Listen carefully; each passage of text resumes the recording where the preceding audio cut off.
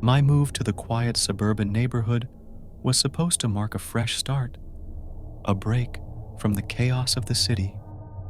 Little did I know, it would be the beginning of a chilling nightmare that still haunts my every waking moment.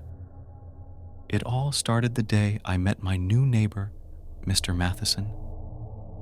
He appeared friendly enough, with a warm smile and a firm handshake. He welcomed me to the neighborhood and offered to help with anything I needed.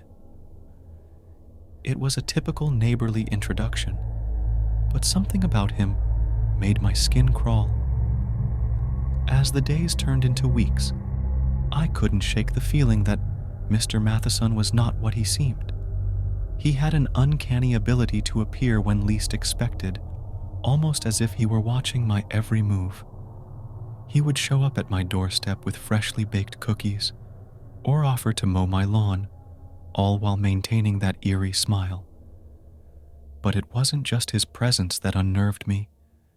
It was the strange occurrences that followed his visits. Objects would go missing from my house, only to reappear in odd places. I would hear footsteps in the dead of night, and when I investigated, there was no one to be found. I even found traces of mud and dirt leading from my backyard to Mr. Matheson's. My unease turned to paranoia, and I began to investigate. I couldn't ignore the growing suspicion that my neighbor was hiding something sinister. One evening, I decided to follow him after one of his late-night excursions. He led me to a decrepit, abandoned house at the end of the street. I watched in horror as he disappeared inside, carrying a small bundle in his arms. I couldn't make out the details, but the gut-wrenching feeling in the pit of my stomach told me I had stumbled upon something unimaginable.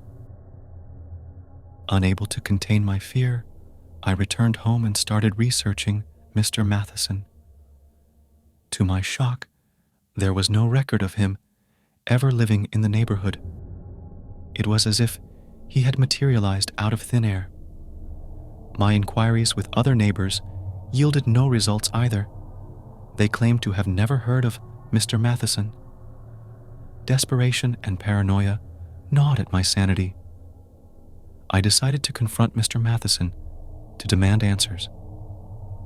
As I approached his house, I noticed an otherworldly glow emanating from the windows. The air grew thick with an unnatural tension as I knocked on his door. To my astonishment, Mr. Matheson answered with that same eerie smile. His eyes gleamed with an unsettling light as he invited me inside. My heart pounded, but I had to know the truth. As I write this account, I can hear Mr. Matheson's footsteps approaching once again. He's at my door, that same unsettling smile on his face. There's no escape, no one to turn to. I can only hope that my story serves as a warning to anyone who encounters a neighbor with secrets too horrifying to fathom.